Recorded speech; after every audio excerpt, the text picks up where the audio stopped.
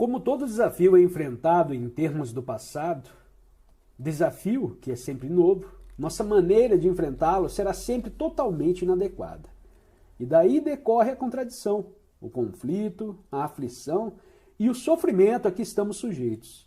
Nosso insignificante cérebro está em conflito, não importa o que faça. Ai, pai, eu vou ter que dar um break. Break, parei. Quantas vezes eu já não me peguei conversando com alguém e falando assim, olha, às vezes eu me culpo por ter feito e às vezes me culpo por não ter feito. Assustador isso, né? Como todo desafio é enfrentado em termos do passado, o desafio que é sempre novo, e a nossa maneira de enfrentá-lo é sempre totalmente inadequada, porque a gente sempre tenta lidar com um novo desafio de forma antiga. E daí decorre a contradição, o conflito, a aflição e o sofrimento a que estamos sujeitos. Nosso insignificante cérebro está em conflito, não importa o que faça. Não importa se aspira, se limita e se sujeita, se reprime, se sublima, se toma drogas para expandir-se ou o quer que faça. Ele se acha num estado de conflito e produzirá sempre conflito. Vamos lá. Os que pensam muito são autênticos materialistas, porque o pensamento é matéria. O pensamento é matéria, tanto quanto o soalho, a parede, o telefone são matéria. A energia que funciona num padrão se torna matéria. A energia e a matéria. É só isso que a vida é. Você pode pensar que o pensamento não é matéria, mas é. O pensamento como ideologia é matéria. Onde há energia, esta se converte em matéria. Matéria e energia estão relacionadas entre si. Uma não pode existir sem a outra. E quanto mais harmonia há entre ambas, tanto mais equilíbrio existe e tanto mais ativas estão as células cerebrais. O pensamento estabeleceu o padrão de prazer, de dor, de medo, e dentro dele vem funcionando há milhares de anos. Não pode quebrá-lo, porque foi ele quem o criou. Um fato novo não pode ser percebido pelo pensamento. Posteriormente pode ser compreendido pelo pensamento, verbalmente, porém, a compreensão de um fato novo não é uma realidade para o pensamento. O pensamento jamais resolverá um problema psicológico. Por mais engenhoso, por mais sutil e erudito que seja, e qualquer que seja a estrutura que o pensamento cria, por meio da ciência, de um cérebro eletrônico, da compulsão ou da necessidade, o pensamento nunca é novo e, por conseguinte, jamais poderá resolver uma questão sumamente importante. O velho cérebro não pode resolver o enorme problema do viver. O pensamento é tortuoso, porque pode inventar tudo e ver coisas que não existem. É capaz dos mais extraordinários truques e, portanto, não merece confiança. Mas se você puder compreender toda a estrutura, porque pensa, as palavras que emprega, o seu comportamento na vida diária, sua maneira de falar com as pessoas e de tratá-las, sua maneira de andar e de comer, se perceber todas essas coisas, então a sua mente não te enganará. Então, não haverá nada para enganar a você. A mente não é então uma entidade que exige, que julga. Torna-se sumamente quieta, flexível, sensível só. E nesse estado não há engano de espécie alguma. Já notou que ao achar num estado de completa atenção, o observador, o pensador, o centro, o eu, deixa de existir? Neste estado de atenção, o pensamento começa a definhar. Se uma pessoa deseja ver uma coisa muito claramente, deve ter sua mente muito quieta, sem seus preconceitos, suas tagarelices, seus diálogos, suas imagens, seus quadros. Tudo isso tem de ser posto à margem para olhar. E só no silêncio que se pode observar o começo do pensamento. e não quando estamos a buscar, a fazer perguntas e esperar respostas. Portanto, só quando há completa quietude em nosso ser e fazemos a pergunta: qual a origem do pensamento? Começamos a ver, em virtude desse silêncio, como se forma o pensamento. Se há o percebimento de como se inicia o pensamento, já não há necessidade de controlá-lo. Despendemos uma grande soma de tempo e desperdiçamos uma grande quantidade de energia através de toda a vida, e não apenas na escola, controlando os nossos pensamentos. Esse é um pensamento bom, devo pensá-lo muitas vezes. Esse é um pensamento mau e eu devo reprimi-lo. Trata-se de uma perene batalha entre um pensamento e outro, entre um desejo e outro. Um prazer dominando todos os outros prazeres. Mas se há o percebimento da origem do pensamento, nele já não existe nenhuma contradição. Agora, quando houve uma asserção tal como o pensamento é sempre velho, ou o tempo é sofrimento, o pensamento começa a traduzi-la, a interpretá-la. Porém, a tradução e a interpretação baseia-se no conhecimento, na experiência de ontem, de modo que invariavelmente você a traduz de acordo com o seu condicionamento. Mas se olhe essas asserções, afirmações e não as interpreta de modo algum, dispensando-lhe tão só sua atenção completa, não a concentração. Descobre que não há observador nem coisa observada, que não há pensador nem pensamento. Não diga, qual começou primeiro? Essa é uma pergunta hábil, mas não conduz a parte alguma. Você pode observar em você mesmo que quando não há pensamento, e isso não significa um estado de amnésia, de vacuidade, quando não há pensamento derivado da memória, da experiência ou do conhecimento, pois tudo isso é do passado, não há pensador nenhum. Isso não é matéria filosófica ou mística. Estamos tratando de fatos reais e se você me acompanhou até aqui, passará a responder a cada desafio, não com o velho cérebro, porém de maneira totalmente nova. Na vida em que levamos há muita pouca solidão. Mesmo quando estamos sós, nossa vida está tão repleta de influências, de conhecimentos, de memórias e experiências, de ansiedade, aflição e conflito, que nossa mente se torna cada vez mais embotada e insensível, funcionando numa monótona rotina. Estamos realmente sós alguma vez? Ou estamos transportando conosco todas as cargas de ontem? Conta-se uma história interessante de dois monges que, caminhando de uma aldeia para outra, encontraram uma jovem sentada à margem de um rio a chorar. Um dos monges dirigiu-se a ela dizendo: "Irmã, por que choras?"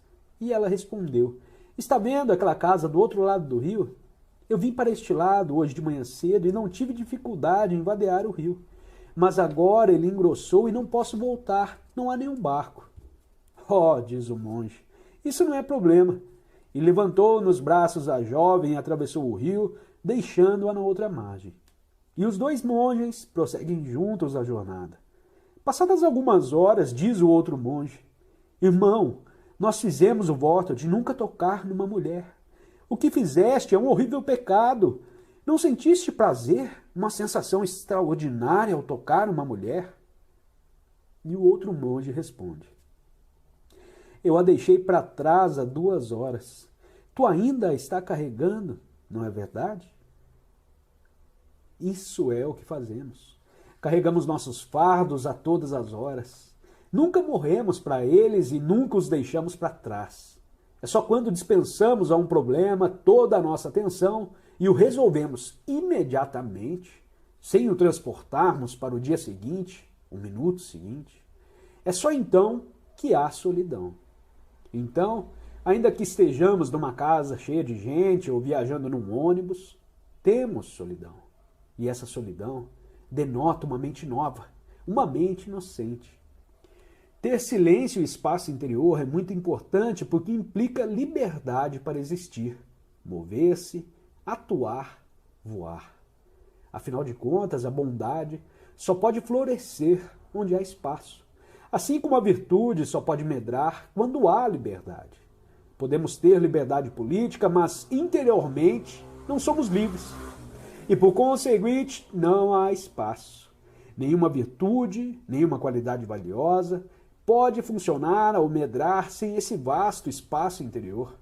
E o espaço e o silêncio são necessários, pois apenas a mente, que está só, livre de influências, de disciplinas, de controle de uma infinita variedade de experiências, é capaz de encontrar-se com algo totalmente novo. Cada um de nós pode verificar diretamente que só há possibilidade de clareza quando a mente se encontra em silêncio. No Oriente, a finalidade da meditação é produzir um estado mental capaz de controlar o pensamento, o que é a mesma coisa que recitar constantemente uma oração para aquietar a mente, esperando-se que nesse estado se compreenderão os problemas do indivíduo.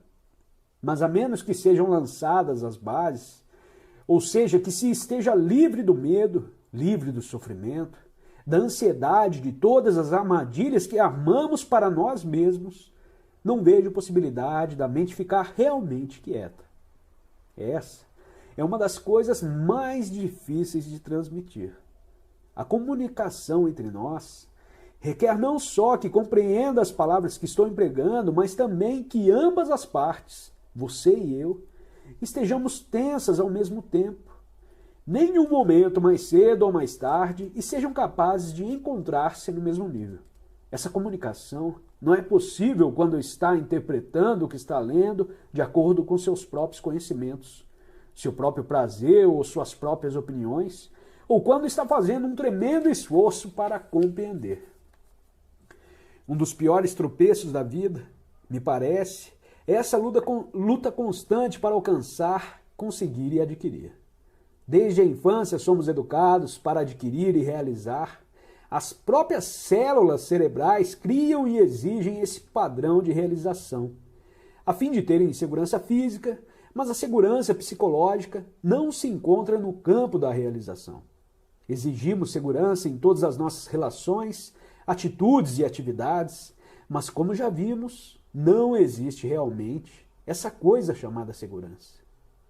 Se descobre por você mesmo que não há nenhuma forma de segurança em qualquer espécie de relação, se você percebe que psicologicamente nada existe de permanente, esse percebimento te proporciona uma maneira totalmente diferente de considerar a vida.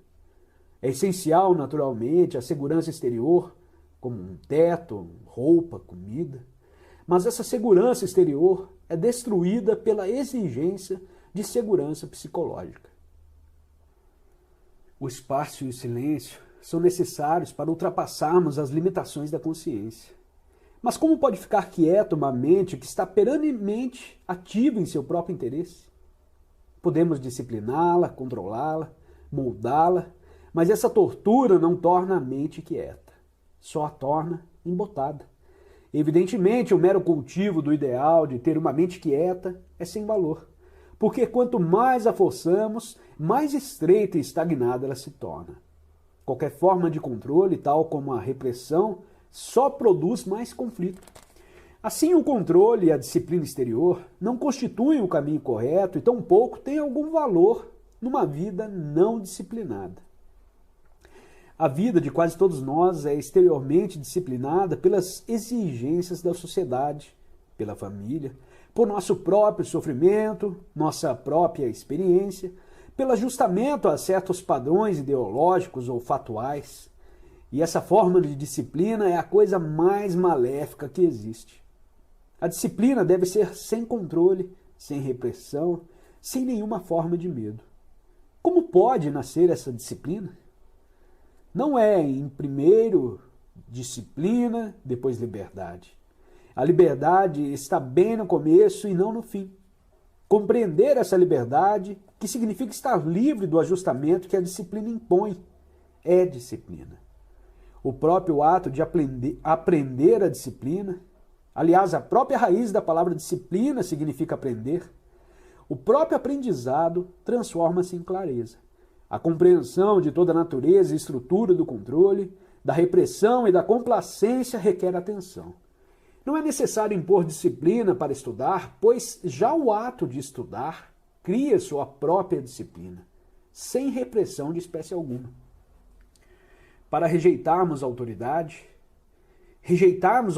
de todas as organizações religiosas, de todas as tradições e da experiência, temos de ver por que normalmente obedecemos. Temos com efeito de estudar isso. Esse estado exige que nos achemos livres de condenação, da justificação, da opinião e da aceitação. Ora, não podemos aceitar a autoridade e estudá-la? Isso é impossível. Para se estudar toda a estrutura psicológica da autoridade, cumpre exista liberdade dentro de nós mesmos. E quando a estamos estudando, estamos rejeitando toda a estrutura. E quando rejeitamos, essa própria rejeição é a luz da mente livre da autoridade. A negação de tudo que tem sido considerado valioso, como a disciplina externa, liderança, o idealismo, é estudá-lo. Então, esse próprio ato de estudar não só é disciplina, mas a negação dela. E a própria negação é um ato positivo. Assim, estamos negando todas as coisas consideradas importantes para promover a quietação na mente. Como vemos, não é o controle que leva à quietação, tampouco está quieta a mente ao ter um objeto que de tal maneira absorve que ela se perde nesse objeto. Isso é como dar a uma criança um brinquedo interessante. A criança se torna quieta, mas se tirar o brinquedo dela, e ela volta a fazer travessuras. Todos nós temos os nossos brinquedos que nos absorvem, e por isso pensamos que estamos muito quietos. Mas se um homem se dedica a uma certa forma de atividade, científica, literária ou qualquer outra, o brinquedo apenas o absorve e ele não está em absoluto totalmente quieto. O único silêncio que conhecemos é o silêncio que vem quando cessa o barulho. O silêncio que vem quando o pensamento cessa. Mas isso não é o silêncio. O silêncio é coisa toda diferente, como a beleza, como o amor. Esse silêncio não é o produto de uma mente quieta, não é o produto de células cerebrais que, tendo compreendido toda a estrutura, te dizem: pelo amor de Deus, fique quieto. São então as próprias células cerebrais que produzem o silêncio, e isso não é silêncio. Tampouco é o silêncio produto da tensão em que o observador é o objeto observado. Não há então atrito, mas isso não é silêncio. Está esperando que eu te descreva o que é esse silêncio? A fim de você poder comparar, interpretar, levar e enterrar? Ele é indescritível. O que pode ser descrito é o conhecido. E o estado livre do conhecido só pode tornar-se existente quando há um morrer para todos os dias para o conhecido. Para os insultos, as lisonjas, para todas as imagens que você tem formado, para todas as suas experiências. Morrer todos os dias, para que as células cerebrais se tornem novas, juvenis e inocentes. Mas essa inocência, esse frescor, essa qualidade de ternura e delicadeza não produz o amor. Não é a qualidade da beleza ou do silêncio. Aquele silêncio que não é o silêncio do fim do barulho, é só um modesto começo. É como passar por um túnel estreito para se chegar a um oceano imenso, vasto e extenso, a um estado imensurável e atemporal. Mas isso não se pode compreender verbalmente, a menos que se tenha compreendido toda a estrutura da consciência e o significado do prazer, do sofrimento e do desespero, e as próprias células cerebrais se tenham tornado quietas. Então talvez você alcance aquele mistério que ninguém te pode revelar e nada pode destruir. Uma mente viva é uma mente quieta. E uma mente viva é uma mente que não tem centro algum. Então não tem espaço nem tempo. Essa mente é ilimitada e esta é a única verdade, a única realidade. Encerramos aqui essa leitura vou deixar um convite porque eu já disse várias vezes e eu creio que muitos já sacaram por si próprios aí, tá todo mundo dizendo a mesma coisa. Justamente por isso que foi iniciada a leitura aí no canal do Novo Testamento. Se você tiver a oportunidade de ouvir sem preconceito, sem discriminação, você vai começar a perceber que tudo que está escrito lá, nosso amigão Krishnamurti está falando aqui, Osho falou, Eckhart Tolle fala e tem tantos outros falando aí. Olha só que coisa magnífica aqui, ó, olha lá, que é dito aqui, isso aqui foi dito acho que por Paulo, se eu não me engano, no Novo Testamento. Acompanhe a leitura lá que só vai te trazer benefícios, cara. Se você tiver com a mente aberta, focado, você vai ver cada pessoa tira... Putz, olha, essa semana eu estava editando um áudio do Trigueirinho e saiu exatamente isso. Ele falou assim, ó, não importa a mensagem que você receber. O que você extrair daquilo naquele momento é exatamente o que você está precisando. Então pode ser que, por exemplo, hoje você ouça um áudio aí do Novo Testamento, você tenha uma percepção, e essa percepção que você teve é realmente o que você precisa. Pode ser que daqui 10 anos você ouça o mesmo texto e você terá uma percepção totalmente diferente. É exatamente isso. Cabala, os caras falam muito disso, né? Que a Torá ela foi escrita de 3 ou 4 formas lá, e uma delas é essa, a mística, que cada pessoa interpreta como um momento da vida. E por mais vezes que você leia durante períodos da sua vida, você tem uma percepção nova. Fica o convite, já falei demais, um abraço a todos, desculpa pelo tamanho do vídeo, vamos que vamos, até a próxima, tchau, tchau.